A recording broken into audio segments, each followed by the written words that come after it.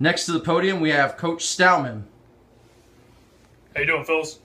Pretty good, pretty good. Good to see you, Coach. Good to see you. It's been a long off season. How you doing? You ready to beat Ethan? Oh, you know it. You know it. Every week. Every week. Oh. First up. Oh, Coach Stallman, how do you feel about this year's teams? How do you feel about? Well, first of all, how do you feel about your team, pretty much? You know, we have all new expectations this coming year. You know, last year we definitely started from the bottom and we had to work our way up into the trenches. And you know what? That was a hard fought battle. But then we realized at the end of the year that we're a caliber championship winning team. And coming into this season, I think a lot of our teammates that we added in the draft actually know that. So this coming league, I'm definitely confident. Our team's confident, and we have high expectations coming into this next postseason.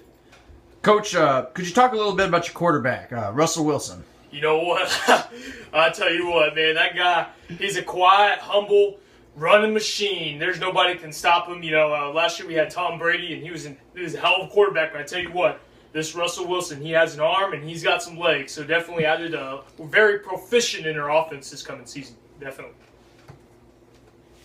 I know in the past you've had some praise for your fellow competitors, in particular Coach Lampman. You seem to have a lot of respect for him and maybe look up to him as a coach. Talk a little bit about that. Man, that guy, he's a dangerous competitor in this league. I tell you what, man, he's going for a second title, and you know, our team's built some confidence, and I feel like our team is very capable and it poses a huge threat against Coach Lampman. So I kind of regret not facing him in week 1, because a win over him would definitely give a boost of energetic and confidence in our team. But we had to settle with playing Coach Olkey, and I tell you what, you know, instead of having that mentality of, hey, we beat Coach Lampman, we can go to the championship, we got to say, hey, we're going to lose to Coach Olkey and our season's over. So it's definitely a lot higher at stake whenever we're playing against Coach Olkey. Coach, how do you feel about the expansion team, Tony Gonzalez's team? How do you feel about You know what? Coach Gonzalez, I imagine he's a really great coach, but I don't know if he's very aware of the competitiveness in this league that it provides. I'm sure there's high adversity, and he's got to definitely take it on and hit in the mouth, but there's some stuff that some coaches just cannot come into. So I just hope that he's prepared, because it is a very competitive league, and we're out to win the championship, that's for sure. Coach, where do you stand on player discipline? What kind of a mentality do you have in the locker room? Oh, man. As far as discipline, it's everything in our organization. One step out of line, everything falls.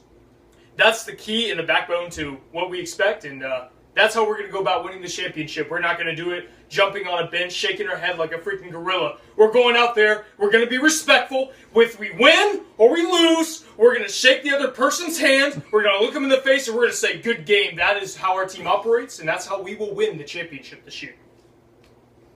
Besides Aaron Lampman, what other team are you most scared about?